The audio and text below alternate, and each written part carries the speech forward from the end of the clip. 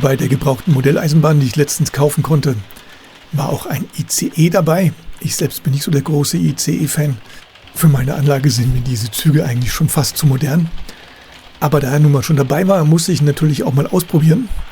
Und zwar ist das von Märklin die Nummer 3371, analoge Variante der ICE Experimental, die Baureihe 410 und wurde von Märklin hergestellt von 1985 bis 1990. Das Original wurde gebaut von 1983 bis 1985, hatte damals wohl eine zugelassene Höchstgeschwindigkeit von 350 Stundenkilometern, die bei diversen Testfahrten wohl mehrmals überschritten wurde. Und bei der Weltrekordfahrt am 1. Mai 1988 erreichte der Zug 406,9 Stundenkilometer. Und damit war er wohl bis 1989 das schnellste Radschienenfahrzeug der Welt. Und in Deutschland hält er diesen Rekord, soweit ich weiß, bis heute noch. Hier habe ich dann nochmal das Foto aus dem Märklin-Katalog von 1985-86.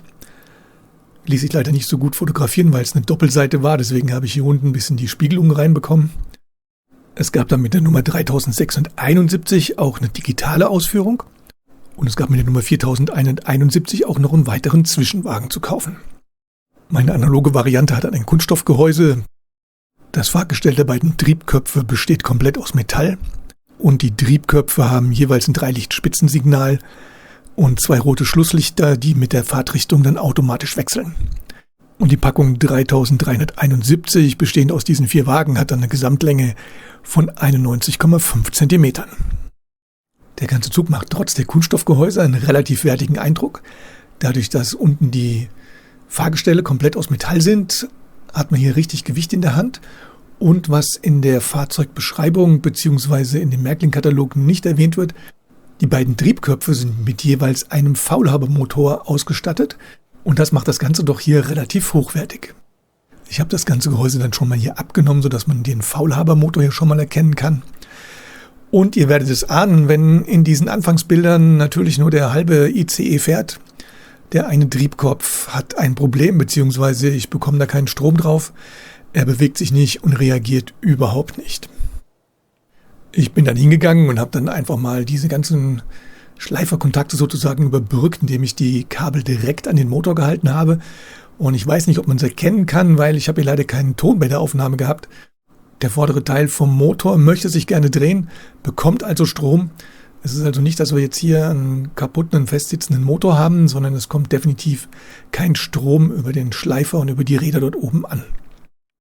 Ich bin dann hingegangen und habe einfach mal den anderen Triebkopf, der funktioniert, auch das Gehäuse abgenommen und habe unten mal die Stromkabel vom Travo direkt dran gehalten. Und ihr seht hier auf den Bildern, er möchte also am liebsten direkt losfahren, sodass ich sicher bin, dass ich an dem anderen Triebteil jetzt nicht die Kabel an die falschen Stellen gehalten habe, sondern das würde hier definitiv funktionieren. Und ja, ich habe auch darauf geachtet bzw. getestet, ob es eventuell mit der Oberleitungsumschaltung zu tun hat, denn das wäre natürlich der größte Flop gewesen. Ich bin hier am Rumbasteln und im Endeffekt stand der Oberleitungsschalter falsch. Dem ist aber definitiv nicht so. Ich bin dann hingegangen, habe die beiden Platinenschrauben umgelöst, um einfach mal an den Motor greifen zu können. Und dann kann man hier auf den Bildern sehen, dass der Motor auch frei drehen würde. Und auch das bestätigt meine Theorie, dass einfach kein Strom da oben ankommt. Ich habe also alle Stellungen durchprobiert vom Oberleitungsschalter, habe diesen Triebkopf einzeln aufsitzen gehabt, habe ihn auch zusammengehängt mit dem anderen Triebkopf, um zu gucken, ob der eine vielleicht nur fährt, wenn beide zusammen verbunden sind. Der Effekt war aber immer gleich 0, ein Triebkopf fährt und der andere zuckt nicht mal, wenn er auf der Schiene steht. Was ich jetzt leider nicht nachvollziehen kann, der Zug stand wohl jahrelang, wahrscheinlich sogar jahrzehntelang in der Vitrine.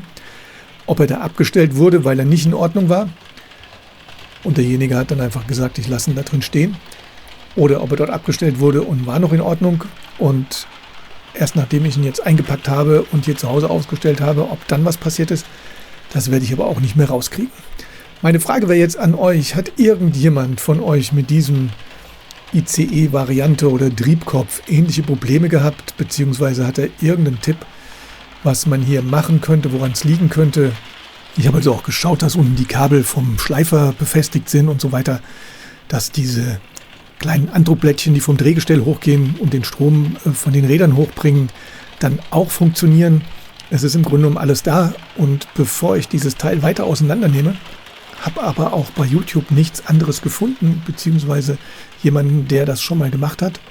Wäre es schön, wenn der eine oder andere vielleicht einen Tipp hätte und ich könnte mir vielleicht was sparen. Vielleicht ist es nur eine Kleinigkeit, auf die ich jetzt einfach nicht komme, weil ich nach ganz anderen Dingen gucke. Wie gesagt, diese Technik im Verhältnis zu meinen anderen Lokomotiven schon richtig modern, auch wenn sie aus Ende der 80er Jahre stammt.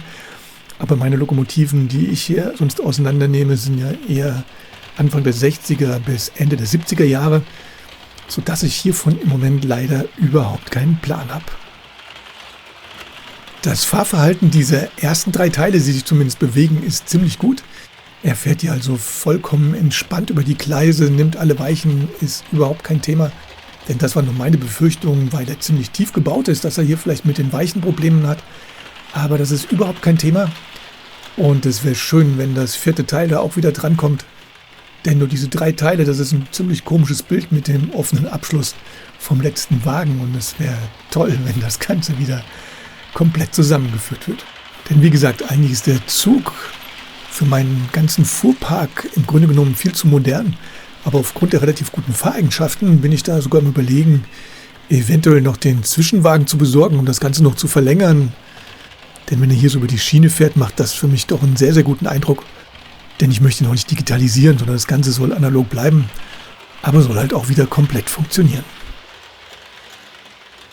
Ich danke euch dann schon mal im Voraus für eure hoffentlich kommende Hilfe. Ansonsten werde ich hier auf gut Glück wahrscheinlich selber weiter basteln müssen und gucken, was kommt. Ich danke euch fürs Zuschauen. Demnächst gibt es dann wieder mehr. Und bis gleich.